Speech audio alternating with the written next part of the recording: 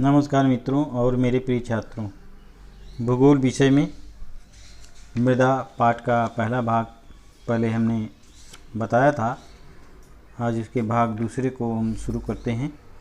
मृदा के प्रकारों के अनुसार अनाज, फूल, फल आदि उपज ली जाती है।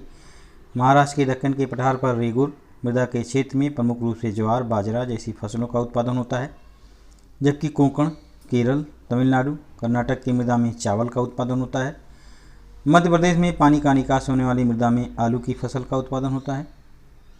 स्थानीय उत्पादन के अनुसार वहाँ के लोगों का आहार निश्चित होता है। जिस प्रदेश में कृषि योग्य मृदा नहीं है, उन प्रदेशों में पड़ोसी देशों से अनाज आयात कर वहाँ की आवश्यकता की पूर्ति करनी पड़ती है। जैसे सऊदी अरब, कतार, ओमान आदि देश अपनी आवश्यकताएं चीन, भारत, अमेरिका जैसे देशों से माल का आयात करके पूर्ण करते हैं। जिन प्रदेशों में उपजाऊ मृदा होती है, उन प्रदेशों में अनाज की स्वयं निर्भरता दिखाई देती है। परिणामस्वरूप ऐसे प्रदेशों में लोगों की बस्तियां केंद्रित पाई जाती हैं। जैसे गन्ना उत्पादन क्षेत्र में चीनी कारखाने, फल उत्पादन क्षेत्र में फल प्रक्रिया उद्योग। भविष्य में इन प्रदेशों का विकास हुआ दिखाई देता है। मोटी मृदा का रंग, श्रेणी, निर्माण की प्रक्रिया, परत की मोटाई आदि के आधार पर राज्य को मृदा के प्रमुख 5 प्रकार किए जा सकते हैं। मोटी खुरदरी मृदा, कम वर्षा और अपर्दन की क्रिया के परिणामस्वरूप यह मृदा निर्मित होती है। पठार के पश्चिमी भाग में पर्वतीय समतल क्षेत्र में यह मृदा पाई जाती है, जैसे अजंता, बालाघाट और महादेव की पहाड़ियाँ। इस मृदा में ह्यूमस की मात्रा नगण्य होती है। काली मृदा, रेगूर अथवा कपास की काली मृदा, इस नाम से यह मृदा प्रसिद्ध है। मध्यम वर्षा के प्रदेश में यह मृदा पाई जाती है। नदियों की घाटी में कांप की मृदा के मैदानों और घाटी भागों में यह मृदा पाई जाती है। दक्कन पठार के पश्चिमी भागों में अत्यधिक काली मृदा, तो पूर्व भाग में मध्यम काली मृदा पाई जाती है। लाल मृदा, सह्याद्री के पश्चिमी कोंकण तटवर्ती क्षेत्र तथा पूर्व विदर्भ में यही मृदा पाई जाती है।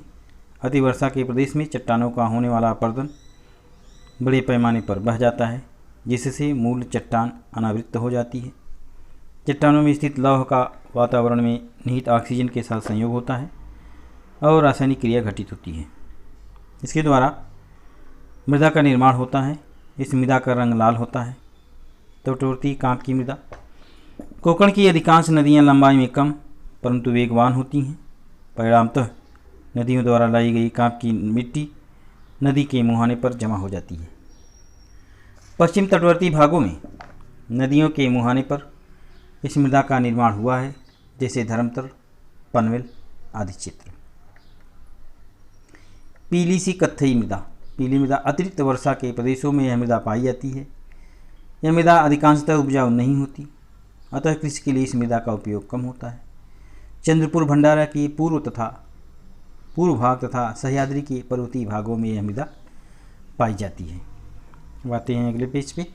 मृदा क्षरण और अवनति, वायु एवं जल की वजह से मृदा की परत बह जाती है, अर्थात मृदा क्षरण होता है। बहता जल, जलवायु तथा प्राकृतिक रचना की विविधता के कारण मृदा का क्षरण होता है। जिस प्रकार मृदा का क्षरण होता है, वैसे ही कुछ कारणों से मृदा की गुणवत्ता भी कम हो जाती है। इसी को मृदा की अवनति होना कहा जाता है।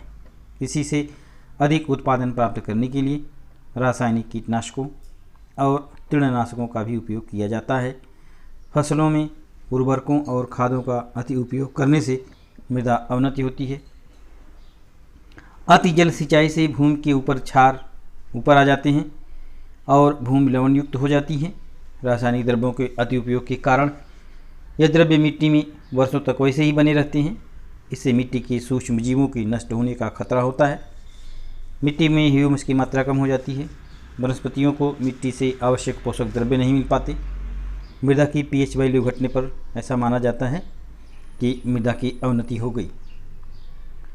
क्या तुम जानते हो, किसी भी मृदा में विशिष्ट उत्तम गुणवत्ता वाली फसल जरूर होती है, फलतः वह उत्पादन उस प्रदेश का विशेष उत्पादन हो जाता है। ऐसी फसलों को वैश्विक भौगोलिक संकेत नाम दिए जाते हैं, जैसे सिंधुदुर्ग, जिले का हापुस आम, बीड़ जिले के सीताफल और नागपुर के संतरा आदि। यहाँ एक चित्र देखो, मृदा का चरण वाला चित्र दिखाया गया है। मृदा का चरण किस प्रकार होता है यहाँ पर दिखाया गया है। मृदा का संवर्धन, मृदा के महत्व को देखते हुए उसका संवर्धन करना आवश्यक है। खेतों की उपजाऊ मृदा वर्षा के जल के साथ बह ना जाए, इसलिए खेतों में मेड़बंदी की जाती है। मेड़ों पर उचित मात्रा में छोटे छोटे पौधे लगाना, खेतों में अधिक ढलान वाले भागों में पत्थरों की सहायता से मेड़ बनाना आदि कार्य मृदा संवर्धन विभाग की ओर से किए जाते हैं। वृक्षारोपण करने से वायु की गति पर नियंत्रण रखा जा सकता है। फलतः वायु द्वारा होने वाला मिट्टी का क्षरण रुक जाता है। वनस्पतियाँ जड़ों को बांधे रखती हैं, इससे भी मृदा का क्षरण रुक जाता है। मृदा संवर्धन के लिए पहाड़ी ढलान पर समान स्तर पर नालियाँ खोदी जाती हैं। ऐसी नालियाँ बनाने से ढलान वाले क्षेत्रों से आने वाले जल का वेग कम हो जाता है, जिसके कारण होने वाली सीजन रुक जाती है। इन नालियों के कारण रुका हुआ जल भूमि में रिसने में सहायता मिलती है। यहाँ आकृति में दिखाया गया है। महाराष्ट्र सरकार ने अपवाह क्षेत्र विकास के अंतर्गत ग्रामीण भागों में खेतों को ढलान वाले क्षेत्रों में मेड़बंदी करने का कार्यक्रम शुरू किया है। इसके अंतर्गत चलाई जा रही पानी रोको पानी रिसाओ यह योजना सफल हुई है। इसी प्रकार भूजल स्तर में वृद्धि करने के प्रयासों के साथ साथ मृदा का क्षरण होना भी कम हुआ है। हाल ही में सरकार द्वारा खेत तालाब योजना शुरू की गई है। इसके अंतर्गत खेतों में बांध बनाना, छोटे छोटे नालों का पानी रोकना, नाले जोड़ना जैसे काम बड़े पैमाने पर किए जा रहे हैं। मृदा की अवनति को रोकने के लिए रासायनिक खादों तथा कीटनाशकों के अतिरिक्त उपयोग से बचना चाहिए। जैविक खादों अर्थात केंचुओं की खाद, गोबर की खाद, कंपोस्ट खाद का उपयोग करके मृदा में पीएच वैल्यू का संतुलन बनाए रखा जाता है। परिणामतः मृदा में ह्यूमस की मात्रा में वृद्धि होने में मदद मिलती है और मृदा की उर्वरता बनी रहती है। कृषि भूमि को कुछ समय के लिए परती रखना, साथ ही अदल बदल कर फसलें भी लेना भी महत्वपूर्ण होता है, जिससे मृदा की उर्वरता बढ़ती है। इस वीडियो में इतना ही। धन्यवाद।